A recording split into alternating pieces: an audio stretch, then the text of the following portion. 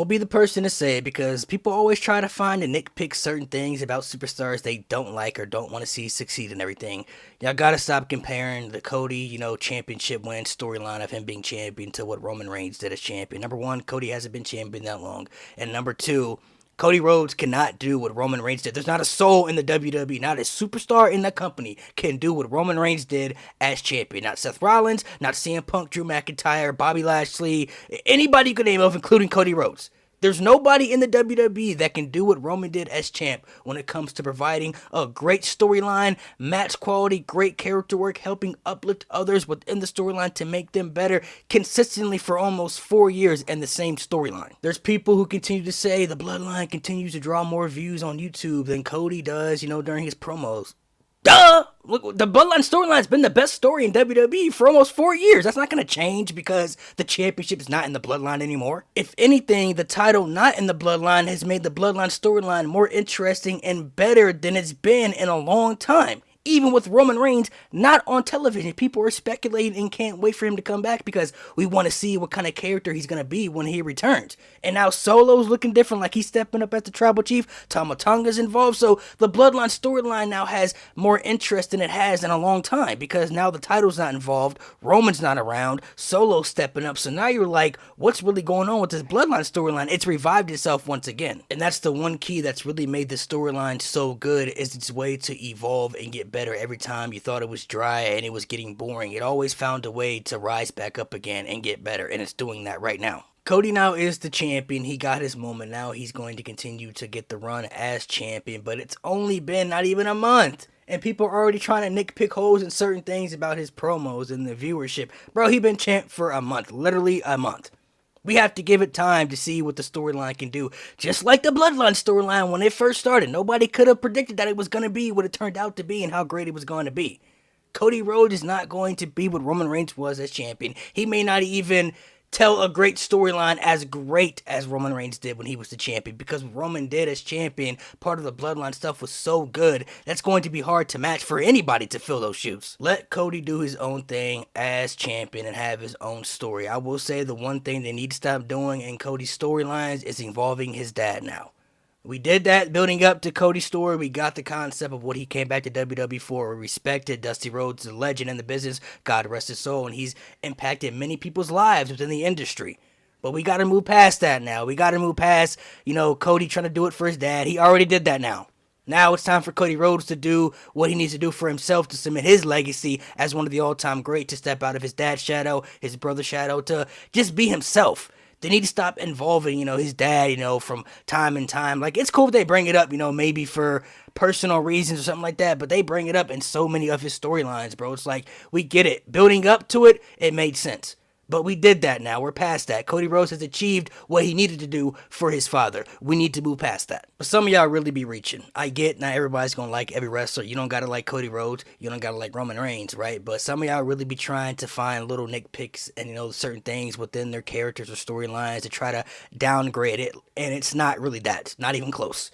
Cody Rhodes, yes, people are saying he says the same repetitive stuff in his promos. What do you want to talk about? So did Roman Reigns. Every time he comes out, he says, "Acknowledge me." Every time he steps in the ring, that's what he says. It's his catchphrase. That's Cody Rhodes' catchphrase. That's going to be part of his stick now. That's what he's going to say. Roman Reigns' storyline for the last 4 almost years was based off being the tribal chief. That's the entire concept of the storyline. So, of course, when he comes out, he wants people to acknowledge him. He says it every single time he comes to the ring, even before his matches.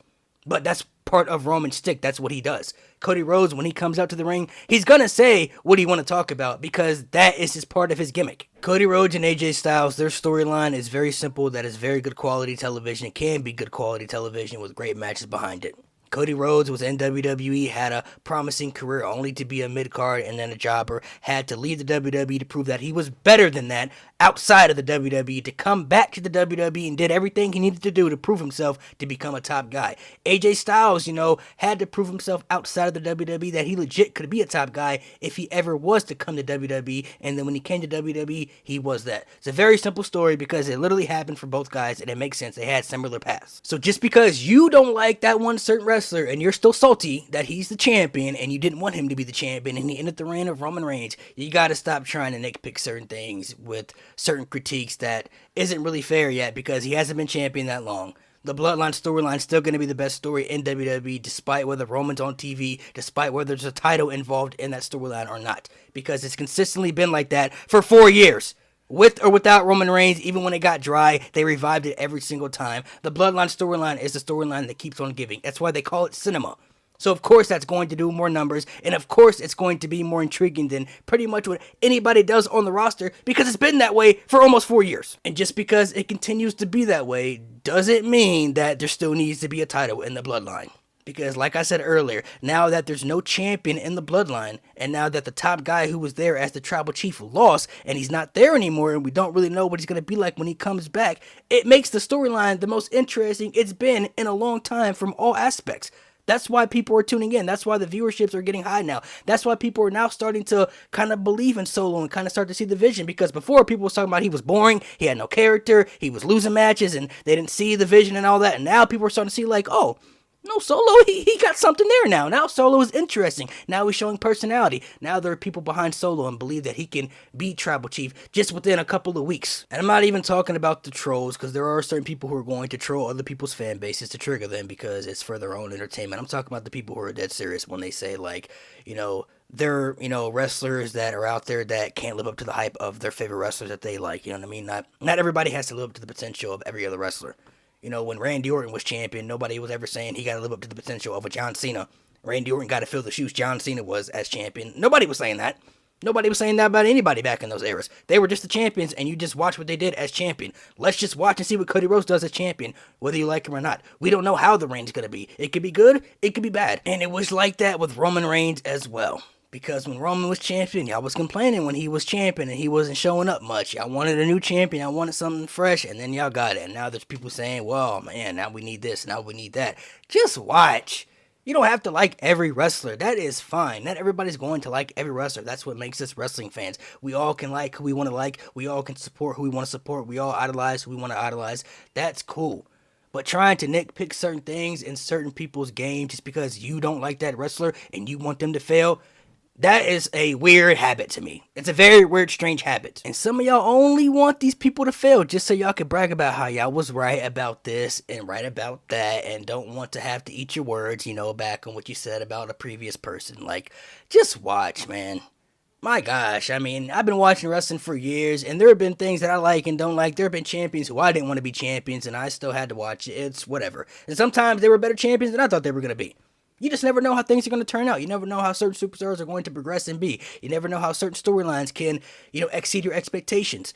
You never know how certain matches can exceed your expectations. There are certain superstars you may not have believed in, and then years later you look back and say, dang, I didn't see, the potential in them then, but now I believe in them.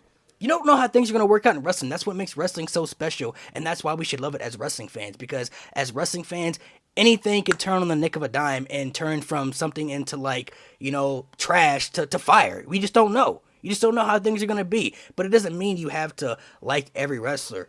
But to prey on somebody's downfall also and to hope that they can be wrong just so you're right is also very strange. It's always been strange to me. It's a very weird thing. I'll never understand that.